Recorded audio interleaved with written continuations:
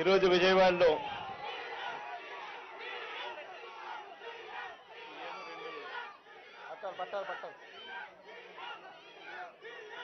మంచి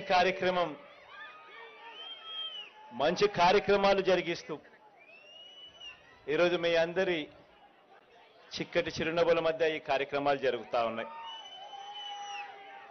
ఈరోజు విజయవాడలోనే దాదాపుగా 31,866 పట్టాలకు సంబంధించి రకరకాల కేటగిరీస్లో ఉన్న ఈ పట్టాలను రెగ్యులరైజ్ చేసి ప్రజలందరికీ కూడా మంచి చేస్తూ వీటికి సంబంధించిన సంపూర్ణ హక్కులు ఆ కుటుంబాలకు ఇచ్చే ఒక మంచి కార్యక్రమం ఈరోజు శ్రీకారం చుడతా ఉన్నాం. ఇందులో 22A లో 22A కింద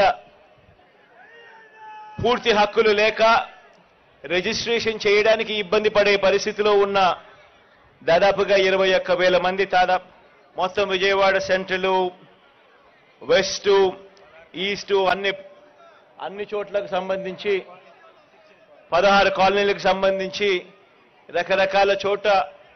రకరకాల చోట్ల ఇవన్నీ కూడా మేలు జరిగే కార్యక్రమం జరుగుతుంది.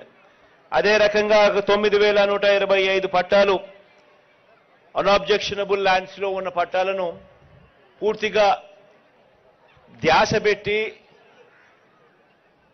దానిని పూర్తిగా రెగ్యులరైజ్ చేసే కార్యక్రమంలో భాగంగా మరో 925 పట్టాలు జరుగుతూ ఉన్నాయి రెగ్యులరైజేషన్. దీనికి సంబంధించి ఇంతకు ముందు అవినాష్ చెప్తా ఉన్నాడు,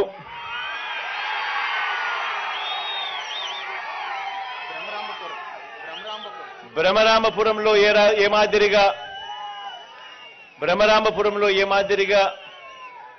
బరియల్ గ్రౌండ్ ఇష్యూ ఉండి ఏ మాదిరిగా చాలా కంటే చాలా ఇబ్బందికర పరిస్థితిలో ఏ మాదిరిగా రెగ్యులరైజ్ కాక ఇల్లు అక్కడే కట్టుకొని దశాబ్దాలుగా ఉంటున్నప్పటికీ కూడా ఇల్లు అమ్ముకునే స్వేచ్ఛ, ఇల్లు అమ్ముకునే హక్కులు లేక ఏ రకంగా ఇబ్బందులు పడే పరిస్థితి పేదవానికి ఉండేది అని తాను చెప్పుకొస్తా ఉన్నాడు.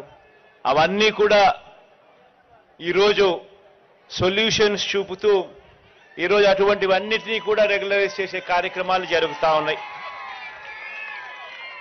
మొత్తంగా దాదాపుగా 31,866 పట్టాలకు సంబంధించి రకరకాల రెగ్యులరైజేషన్ అనే కార్యక్రమాలు ఒకవైపున జరిగిస్తూ ఉండగా మరోవైపున 240 కోట్లు సూరేజ్ ట్రీట్మెంట్ ప్లాంట్లు 239